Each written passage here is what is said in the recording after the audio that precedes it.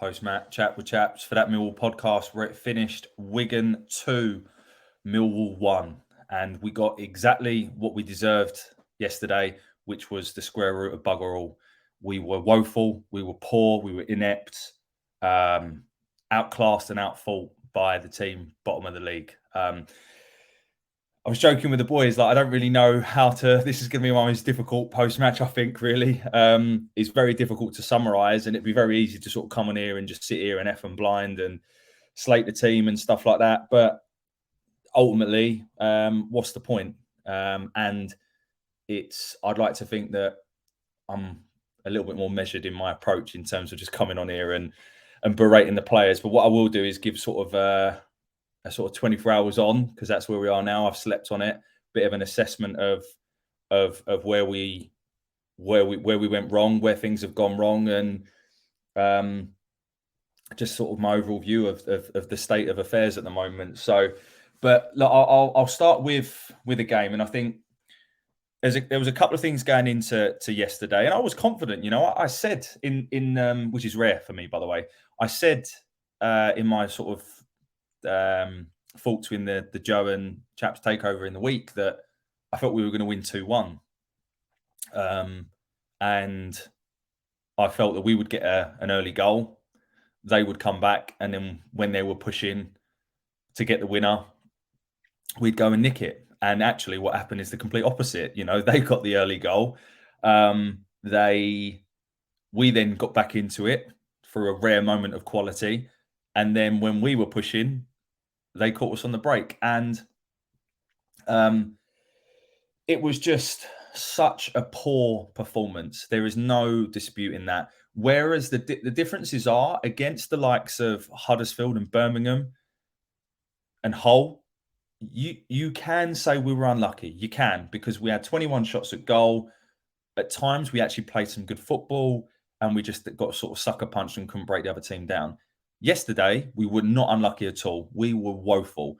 And I don't mind being outclassed, although we shouldn't be being outclassed by the team bottom of the table. But put that aside, what I don't like is being outfought. And I genuinely felt for the first time in ages, we were outfought yesterday. I've said for all season, our group of players is not that good.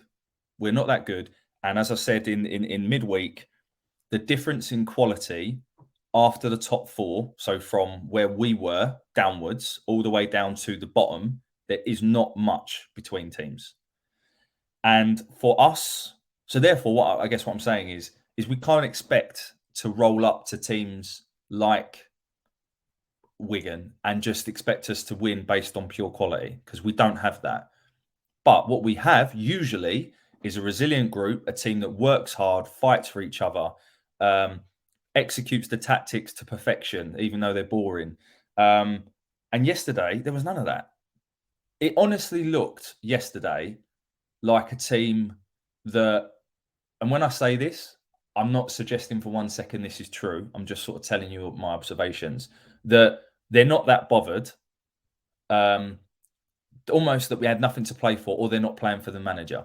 That was how bad that performance was, in my opinion.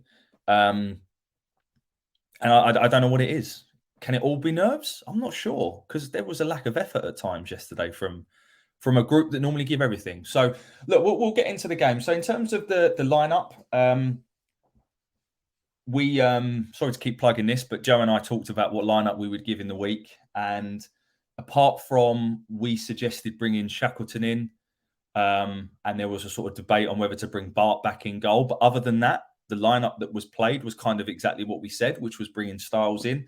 The only difference was Styles was placed on the left-hand side and Fleming in the 10, which I said I would have switched it, and I'd have put Fleming on the left and Styles in the 10, and I sort of gave my reasons as to why.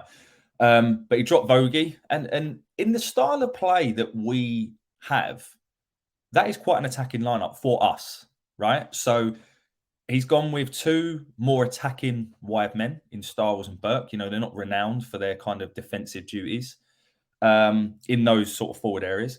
Fleming and Bradshaw, you know, unless you want to change your formation completely, that is as attacking as we'll get. My assumption is that Bennett's not fit yet, because even later on in the game, when there were substitutions, Bennett wasn't there, wasn't one of the first subs. So I can only assume he's not quite fit yet. But with the players that are available, unless you change formation, that's quite attacking for us. Obviously, a caveat for us. So yeah, the Long kept his place in goal. The same back four. So Danny Mack kept his place, as did Malone, Cooper, Hutch, Billy Mitchell, George Saville, and then, as I say, the front four: Styles, Fleming, Burke, and Bradshaw. For them, I was asked in the week who are players to look out for, and I referenced, obviously, Will Keane was an obvious one, and I referenced Callum Lang, who I have to say I thought was the best player on the pitch yesterday by a mile. I thought Callum Lang was outstanding. He was against us at the Den when they got a point off us in Kolo Toure's first game. And if Wigan do go down, Callum Lang is exactly what we need in wide areas. He was outstanding. He's quick. He's strong, which is quite rare, to sort of have that pace and the power, but with end product. He created both goals that they scored yesterday. So definitely someone for us to look at if they do end up going down. And that's the frustrating thing, right? That result probably doesn't change their season. It just delays their relegation by a week. Whereas for us, that result's everything. That for me means we will not get in the playoffs now. And it's not just based on that result, because if we'd have been Birmingham, if we'd have been Hull, if we'd have been Huddersfield, but you can only take it game by game. And I genuinely now think that's it. It's done. But we'll talk a little bit about what would need to be true in order for us to make the playoffs, just to sort of, I don't know, I'm clinging in. But anyway, so that was the lineup. And I have to say, and I tweeted this, and I don't often tweet during a game because I'm usually quite engrossed, and I now take notes to do this, which is something I've never done before. The first 20 minutes, we were horrendous.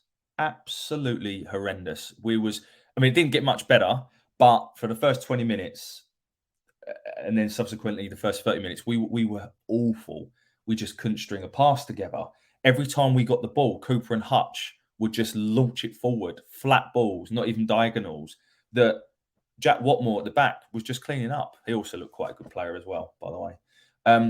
It was just an awful first sort of 20, 30 minutes. And they look much better, the better team, and they take the lead, and they take the lead from our throw-in. We have a throw-in, and we just, again, it's just making stupid mistakes. But we have the throw-in. They win the ball back. The ball's played down to Callum Lang, coming down our left-hand side. Loads of time and space because Malone's out of position because he was the one taking the throw-in further up the pitch. And Callum Lang, great. It's a good ball across the box. Really good ball. Whipped into a dangerous area. George Long parries it into the path of Will Keane. And Will Keane has basically an open goal, a tap in from close range to make it 1-0 to them.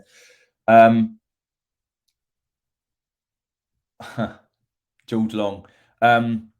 I've said personally for the last 5, 6, 7 games with George Long that he hasn't conceded a goal that you can outright say 100% that is his fault. He's conceded goals that you look at and go, a keeper in the Championship should be doing better with. However, I now don't think I can defend him anymore. Again, that goal is not he's not let one through his legs. He's not like, I don't know if I'm explaining myself correctly. Like, what I'm saying is it's not like a complete and utterly goalkeeping 100% mistake. However, yesterday I think was as close to it as you can get.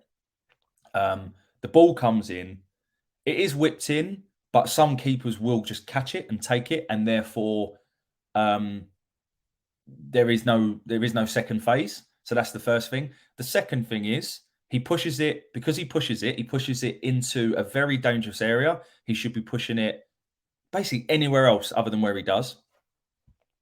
And then the third thing is, in fairness to him, he actually gets up pretty quick, and he should save the shot from Will Keane, but he kind of dives over it. It's weird. And again, that in isolation, you could say, oh, that's unlucky, he's dived over it. But he does it time and time and time and time again. And look, I don't want to create scapegoats and none of that. But I said this before, we need a goalkeeper in the summer, because for whatever reason, all the time that Rowett's here, Bart's not going to play. Now, with Bart, I'm torn, because I absolutely loved him. Player of the season for 2 years.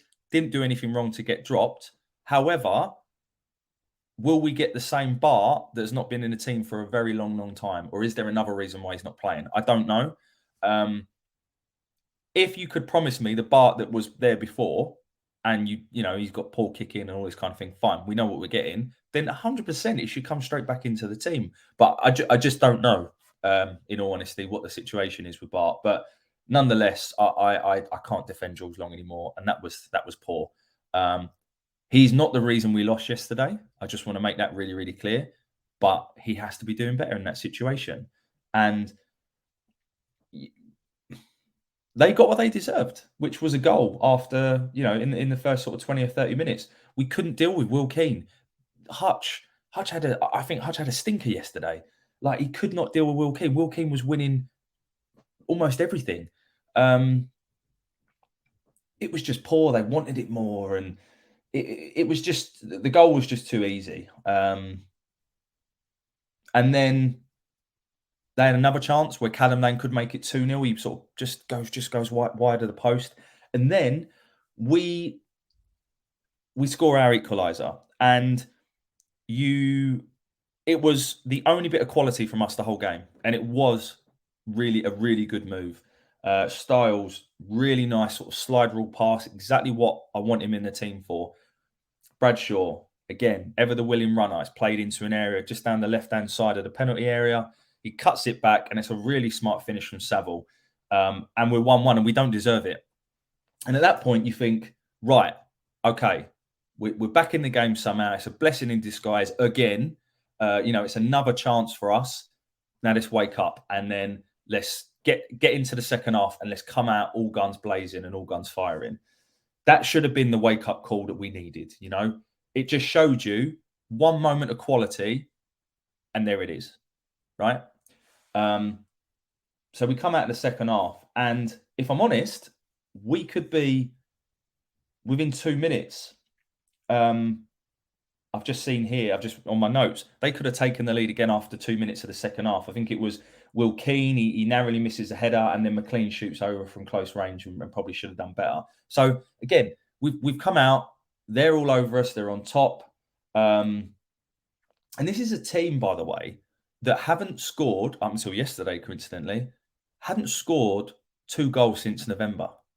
This is a team that are not free-flowing, not scoring goals. And yes, they have to come at us. And yes, if they don't score more goals, they go down. But that's fine, because that means the game's really stretched. It wasn't as though we were creating bundles of chances down the other end.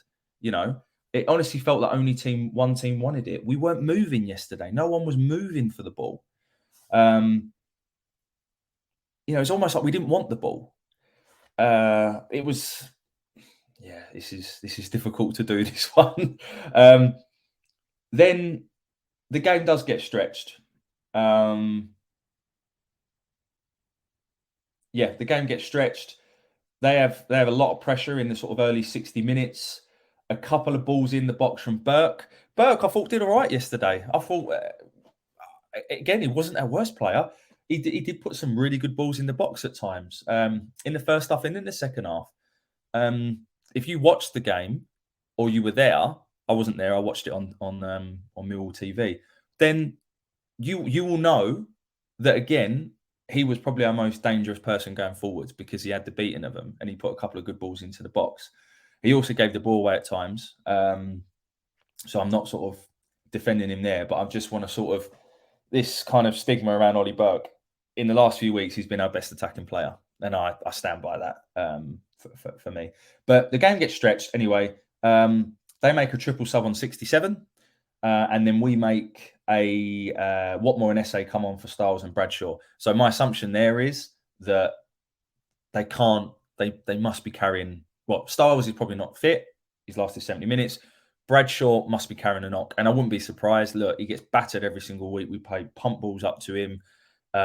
He had like that sticky tape all down his neck. So I'm assuming he didn't look quite fit yesterday, and I don't know if there's something in that. So, and then the fact that Bennett doesn't come on again, either that is, I'm assuming again he's not fit enough, and he brought sort of SA on instead.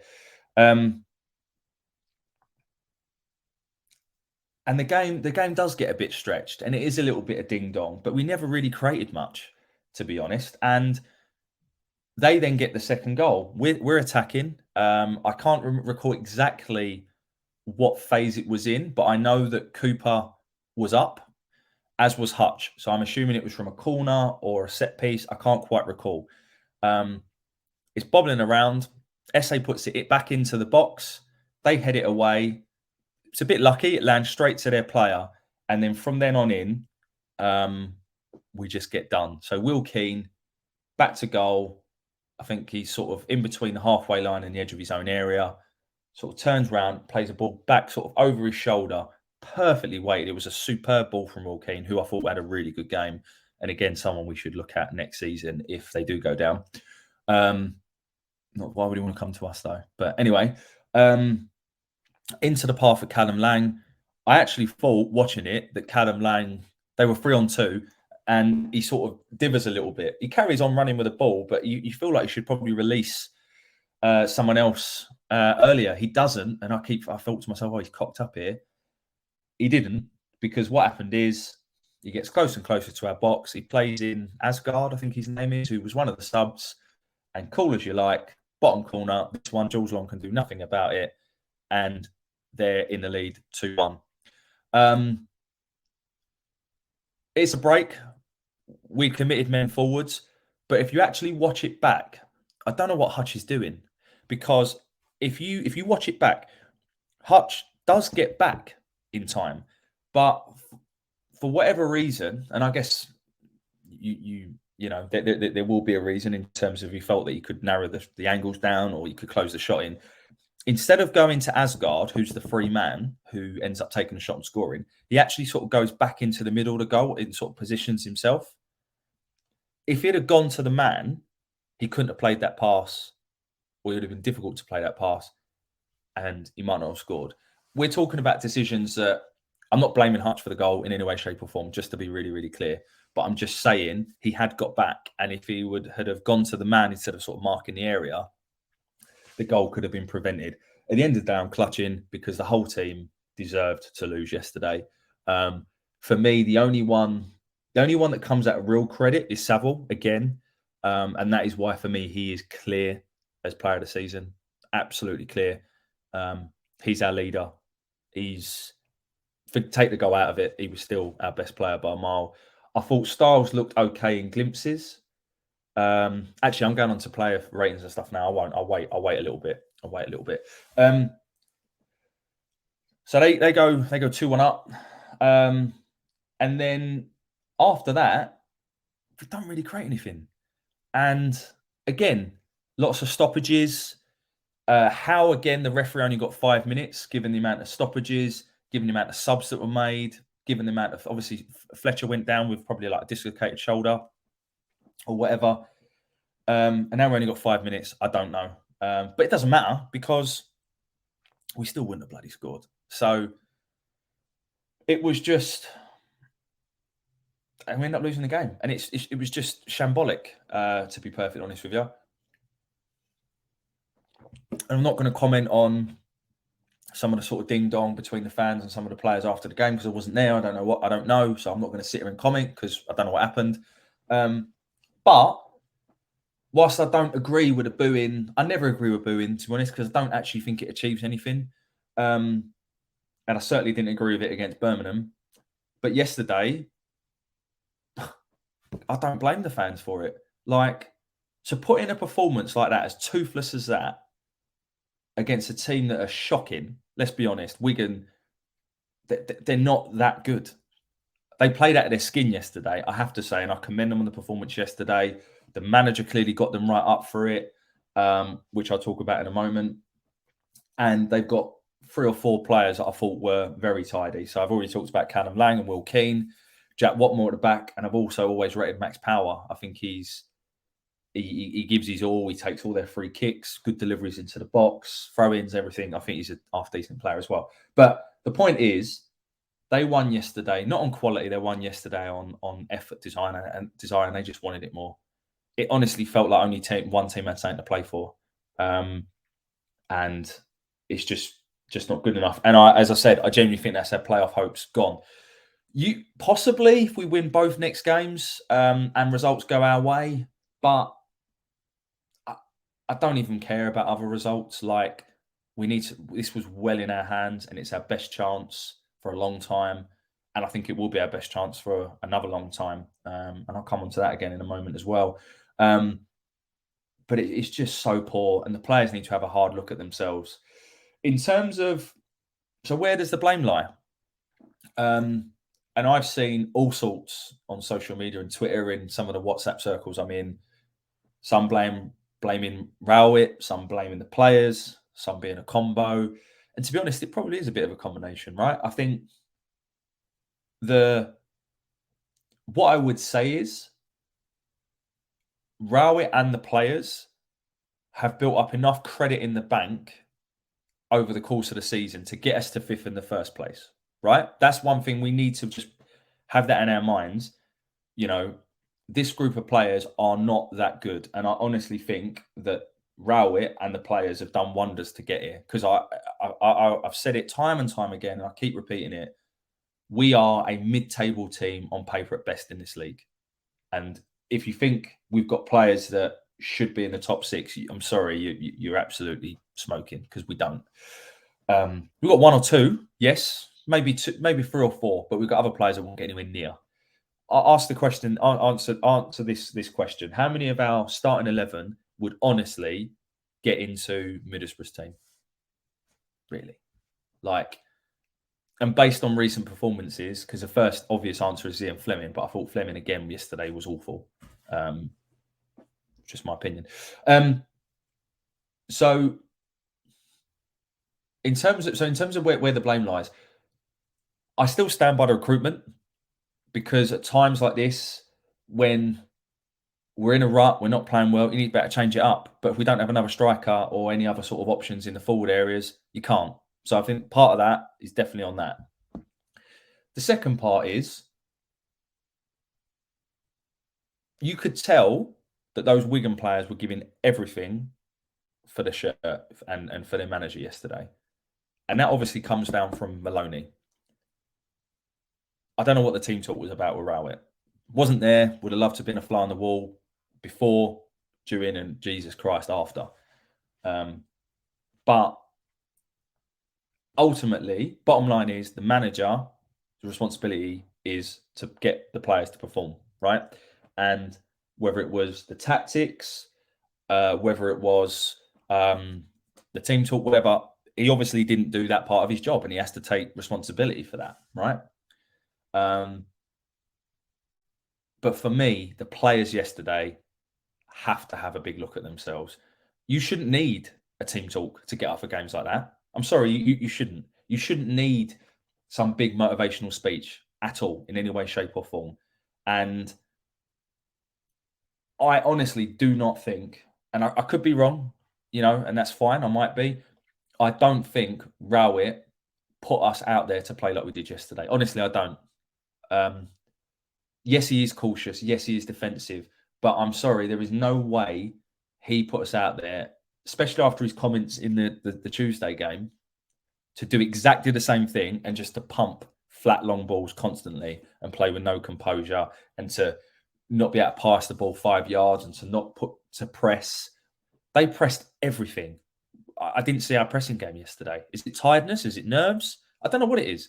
But ultimately, I'm saying, personally, I think the players need to take the majority of the blame for yesterday, and would love to hear your opinions. Again, this is just mine, right? And I'm trying to, as I said, it would be very easy to come on here and F and blind and shout and swear, but that's not really my style, and I like to sort of think things through and be a bit more methodical about it. And hopefully that's why you listen. But I think the players need to look at themselves yesterday. And going back to what needs to be true to get in the playoffs, ultimately we need to win the next 2 games. And I just can't see it. I can't see us winning another game all season. So I just don't see it. We hadn't lost back-to-back games since August before that. And we've now lost against Birmingham at home and then Wigan away. Coincidentally, Wigan are a bogey team. And we've not won there in 9 years. But it don't matter. It don't matter. You take all that aside, we were awful. Right, quick player review, and then I'll sort of talk a little bit about sort of rebuild that I think that's needed. Why am I going to Blackpool? Seriously, why am I going to Blackpool? Let's just hope that we get a draw between Sunderland and West Brom today, because that's the only result that suits us at the minute. And we were very lucky last night at Blackburn and Preston. But as I said, we shouldn't even be looking at it. And if West Brom do get in the playoffs, which it looks like they're going to be the team that will overtake us, they haven't worked for it. We've given it to them. We've absolutely given it to them. Yeah, I can't even. Wigan's form going into yesterday, by the way, they'd won 3-22. Absolute shocking. Anyway, am I going to do player ratings? I don't even think. Do you know what? I'm not. I'm just going to talk about a few specific individuals. Long I've already talked about. I'm sorry, but we need to have a think there. From a back four perspective, the one I'm going to single out is Hutch. Sorry, but I thought he was poor yesterday. And all I'm saying, and this is why I wish I did more than one take. When I say this, I am not scapegoating Hutch. All right. I'm just pointing out a trend. And the trend is, since he's come back in the team and Cresswell's gone out, our form has dropped. And I'm not saying that's all down to Hutch. Of course it isn't. But what I can say, my observation is he's not the same player that he was before he got injured. And I don't know if age is catching up with him. But I honestly think we miss Charlie Cresswell. And I said that about 5-6 weeks ago when the change did happen. But our form's been poor. And I thought Hutch yesterday was poor. And I think in the summer, we need another centre-back on top of Alex Mitchell coming back, who could be but I think Coops is good enough and he's built enough credit over the season. But Hutch, I'm not so sure. I'm not so sure he's a leader either. Like, for me, our captain should be Saville. I don't know what goes on in the dressing room. I don't know what goes on behind closed doors. But for me, Saville is more of a leader and a captain than Hutch. But this just sounds like I'm digging him out. I'm not. Hutch has been an outstanding player for us over the years, and I think he's defensively, he's usually pretty astute. His distribution has never been great, in fairness. But yeah, this is definitely turning into a waffle. But I'm sure you can appreciate this is not an easy one for me to do. Excuse me, and it is as I say, it is after a difficult result.